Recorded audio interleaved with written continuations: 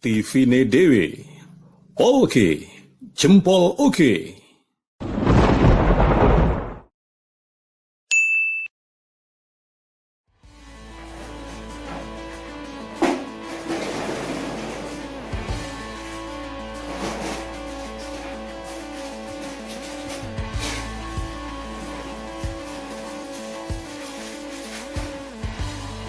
Assalamualaikum warahmatullahi wabarakatuh. Halo, apa kabar sahabatku, sahabat TV Dewi Polke Jempol Oke. Senang sekali kita berjumpa lagi hari ini, dan saat ini saya berada di sebuah gudang proses daur ulang di kawasan Ngalian, Semarang Barat.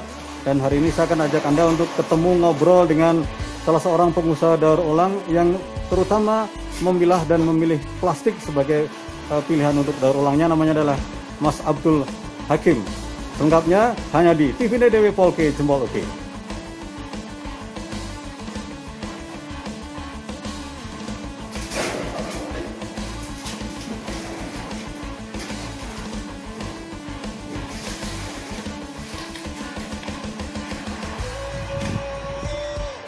Assalamualaikum.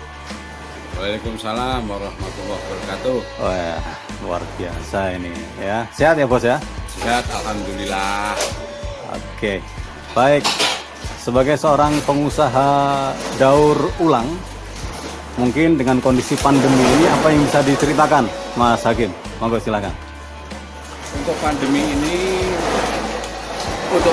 ini permintaan agak turun ya, karena mungkin dari permintaan pasar untuk ekspor juga mungkin turun. Harga untuk pengambilan atau untuk penerimaan pabrik juga turun. Jadi ya agak lesu sedikit walaupun tidak merana kan. Persentasenya berapa persen nih turunnya nih? Turunnya sampai 50%. Ya.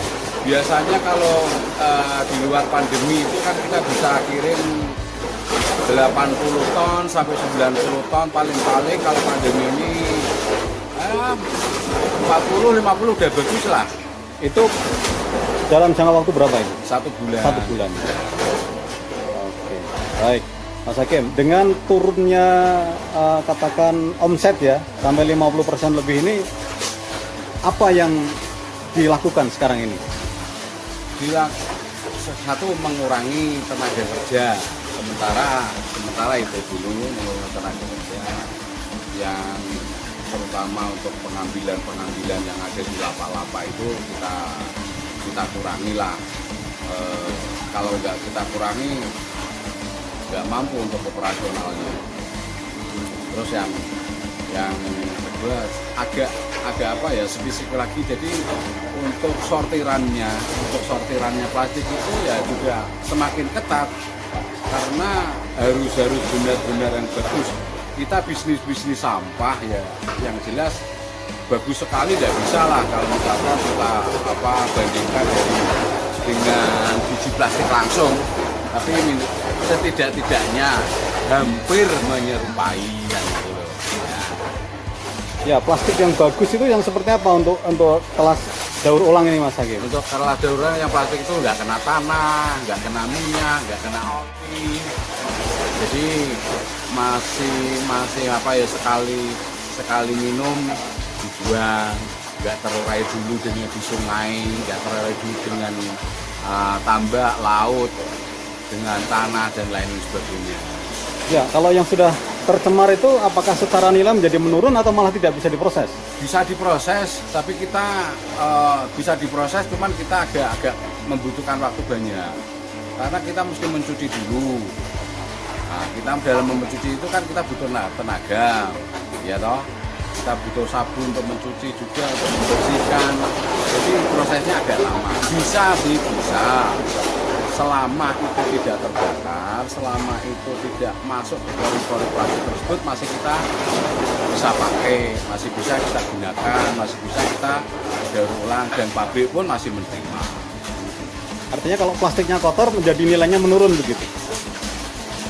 Kalau menurunnya tidak, cuman prosesnya agak lama, agak tambah tenaga ya, tambah biaya yang jelas itu. Harga jualnya menurun nggak? Enggak. Tetap ya? Enggak, sama. Ya, Mas Hakim sebagai pengusaha daur ulang yang memang mengkhususkan pada plastik. Ini plastik apa saja yang sebenarnya bisa laku terjual di tempat Mas Hakim ini? Ya, terima kasih. Pada pokok intinya adalah semua plastik, jenis plastik itu bisa didaur ulang dan bisa mendapatkan sisi keuntungannya. Adapun dari saya itu khusus pemain PET. PET itu ada beberapa, yaitu satu PET BM ya, itu dari air mineral. Biasanya itu ciri-cirinya mulutnya ini agak biru muda, sama pantatnya ini biru muda. Kalau yang bening ini biasanya bening, ini toples ya masuknya ya. Tapi yang biasanya ini ada yang putih juga. Tapi yang putih mana ya? Oh ya. Ini PET bening biasanya ini harus disendirikan karena agar bisa mendapatkan keuntungan agak lebih.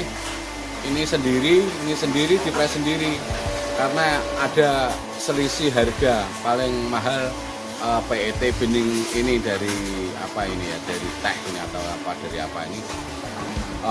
Selanjutnya ada warna hijau tua, ini biasanya dari Sprite sama biru tua dari Maison itu juga laku semua, tapi harganya agak rendah. Biasanya ini kita tergantung mau ngirim kemana. Kalau ini biasanya kalau kirim ini biasanya dijadikan dakron atau dijadikan fiber, terus karpet, tergantung pabrik yang permintaannya. Terus selanjutnya saya perkenalkan ini PP. PP ini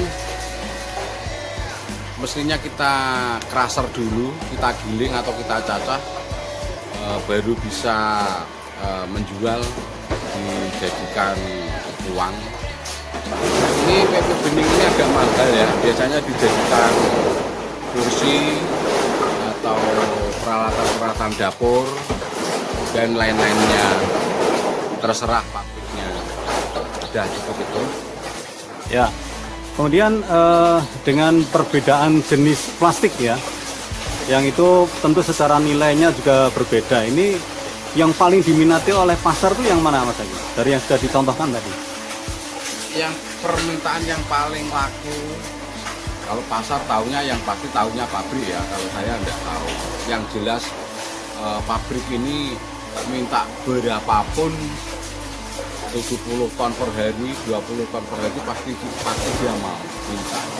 Dan pabrik di Semarang ini banyak yang permintaan yang kayak gini. Di Solo juga banyak, Tangerang banyak, Jawa Timur banyak. Sangat membutuhkan. Jadi jangan takut kita bergelut sampah, karena sampah membuat saya berkah.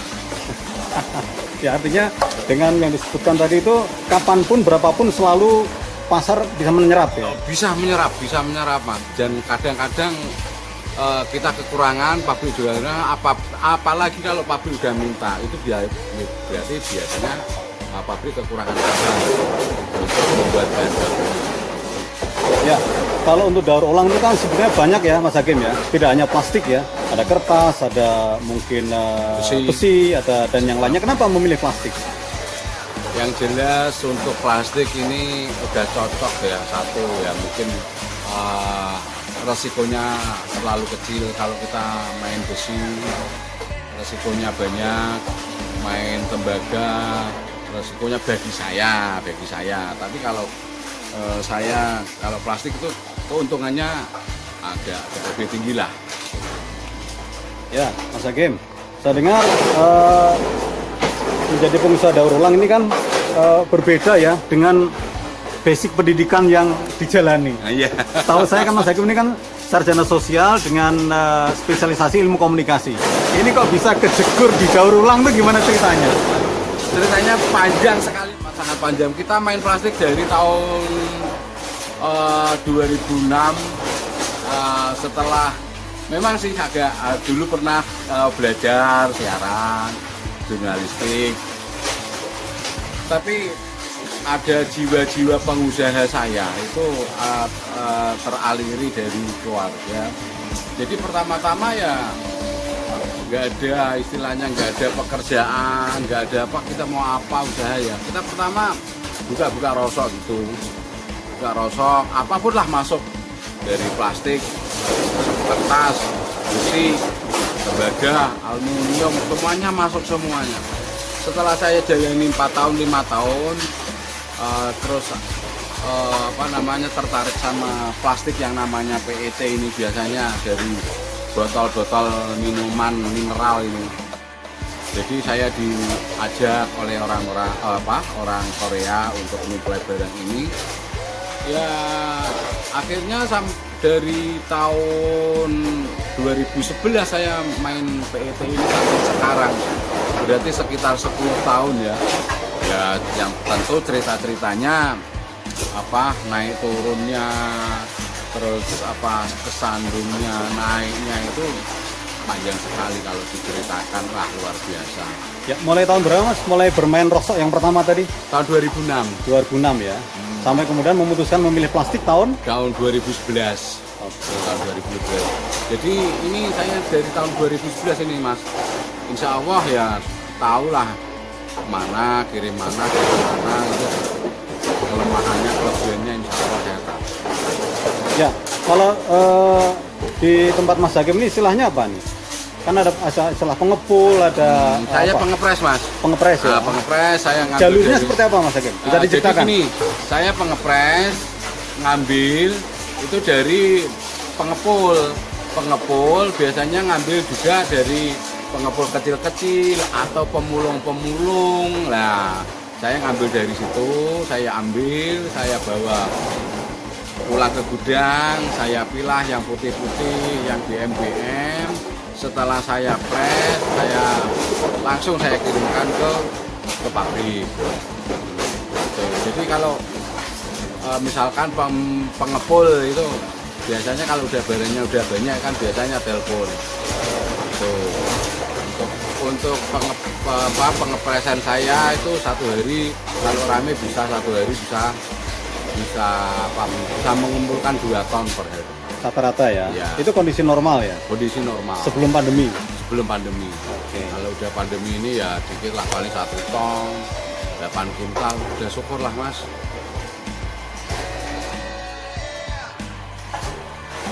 Ya, Mas Hakim, tadi disebutkan bahwa dalam kondisi normal sehari bisa 1 bulan bisa 80 sampai 90 ton ya, untuk mendaur ulang plastik. Kalau kondisi pandemi kan kira-kira 50 ton itu udah bagus banget gitu ya.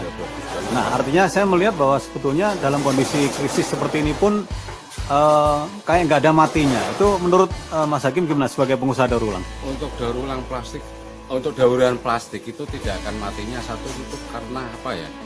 Karena kita tiap hari itu kita hidup dalam, kita nggak bisa lepas dari plastik ya. Kita rumah tangga ada piring plastik, sendok plastik, HP juga pakai plastik, mobil pakai plastik, motor juga pakai plastik. Saya kira nggak akan ada matinya. Dan untuk khusus PET ini, khusus botol aqua ini, pasti malah semakin banyak permintaannya. Satu untuk membuat dakron, untuk membuat fiber, untuk membuat itu semakin kayaknya sih ya. Jadi kayaknya semakin lama itu malah permintaannya semakin banyak. Meningkat ya? Meningkat. Optimis ya? Optimis sekali. Karena setiap hari itu kalau saya ngikutin permintaan pabrik, ada pabrik A, pabrik B minta, pabrik A minta, pabrik C minta. Nah, kita pilah yang harga yang bagus di mana, harga yang paling untuk pengiriman yang paling dekat di mana. Nah, itu kita yang kita ambil. Kita mengurangi biaya transportasi, biaya tenaganya, agar keuntungannya lebih. Ya, Mas Hakim, pengepul dari mulai level yang paling ujung tombak sampai kemudian di tingkat pengepres yang menyuplai kebutuhan ke pabrik ini kan mesti banyak. Ya. Pasti kan ada persaingan di situ. Ya. Nah, bagaimana tipsnya bertahan dalam persaingan yang seperti ini? Persaingannya pasti ada ya. Kalau nggak ada persaingan pasti sepi. Jadi nggak ada semangatnya. Kalau persaingannya satu kita komunikasi persuasif ya. Kita adakan komunikasi persuasif dengan pengepul terutama. Apa yang mau dia, kadang kita kasih modal dulu atau sebaliknya kita kasih barang dulu tapi kita pembayarannya tepat waktu. Terus ada semacam kayak ada ikatan emosional itu contoh satu gini, pengepul A harga katakan 3.000, saya 2.500, tetap dikasihkan saya 2.500. Nah itu ada racikan-racikan sendiri yang namanya komunikasi persuasif itu, apa istilahnya, komunikasi batin atau komunikasi apalah, ikatan emosional yang jelas. Itu pasti ada ya? Pasti ada. Di tempat lain mungkin harganya tetap 3.500 ya? Ya, tetap saya mungkin 3.000 dikasihkan sama saya tetepan. Jadi ada seduluran lah mas pokoknya mas. Oke, berarti untuk salah satu tips untuk berkompetisi adalah ada ya tadi seduluran dengan ya, para pengepul gitu. Nah, jadi harga bukan segalanya gitu ya? Bukan segalanya, tapi kalau misalkan seduluran kan tetap enak. Kita bawa dulu juga bisa, kita kasih modal dulu juga bisa. Wah. Nah gitu loh. Oke, Mas, apakah di pengusaha daur ulang ini ada semacam organisasinya gitu? Ada, banyak sekali mas. Satu ada APDUPI, Asosiasi Pengusaha Daur Ulang Plastik Indonesia. Ada ADUPI, Asosiasi Daur Ulang Plastik Indonesia. Ada APSI, Asosiasi Pengusaha Sampah Indonesia. Ada API, Asosiasi Pemulung Indonesia. Ada IPR, Indonesia Plastik Recycle. Banyak sekali mas. Ya, saya dengar di IPR ini Mas Hakim adalah ketua untuk wilayah Jawa Tengah.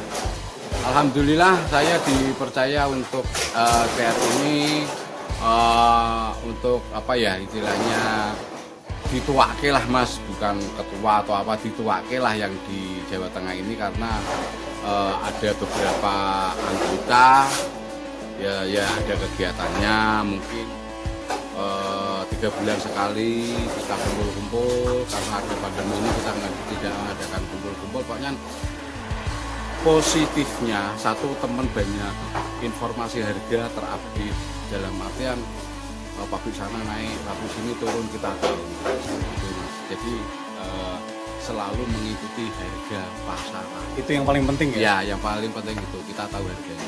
Ya, jadi salah satu manfaat organisasi seperti IPR ini ya tentu gitu mas? Iya betul. Nah, itu levelnya di Jawa Tengah ini berarti di semua kota kabupaten sudah ada perwakilan? Ada yang mas, ada yang tidak ada. Oh, ada yang belum ya? Maksudnya yang belum kosong, masuk, belum tercakup ada. Oke, baik. Harapannya Mas Hakim sebagai pengusaha daur ulang ini kedepannya seperti apa? Harapannya pemerintah mohon mengerti ya, karena kita juga penyelamat lingkungan secara tidak langsung. Jadi mohon diperhatikan, pemulung-pemulung itu mungkin dikasih semacam penghargaan berbentuk biaya kesehatan yang namanya apapun. Terus untuk pengepulnya juga bisa dengan ucapan terima kasih dirangkul. Yang jelas saya untuk kedepannya itu plastik satu tidak akan mati, tetap selama ada kehidupan, ada sampah, kita tetap mengolah sampah. Ya itu kita juga membantu pemerintah dalam hal lingkungan hidup, terutama yang di sungai-sungai. Kita mengucapkan terima kasih sekali pada ujung-ujung pemulung kita. Tanpa pemulung jadi sampah-sampah banyak tumpukan, bertumpuk-tumpuk gitu. Untuk harapannya mohon pemerintah mengertilah, bisa merangkul pengusaha daur ulang, sama pemulung-pemulungnya. Gitu mas. Ya, oke. Jadi kalau ibaratnya tanpa pemulung, pengusaha seperti Mas Hakim ini nggak bisa apa-apa ya? Ya tidak bisa apa-apa mas, tidak bisa apa-apa. Nggak mungkin ngambil sendiri mas? Nggak mungkin ngambil sendiri, paling ngambilnya paling mas, rejekan dari pabrik gitu mas. Itu yang udah bersih-bersih, bahkan harganya mahal.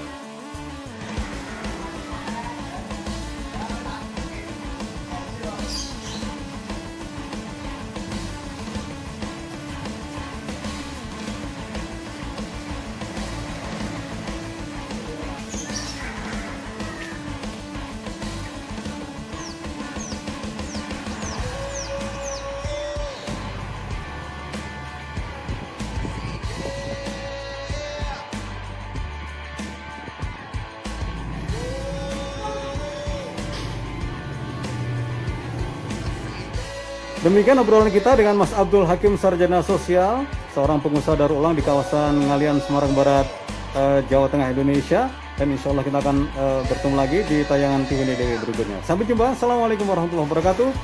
Salam TV Dewi. Oke, jempol oke.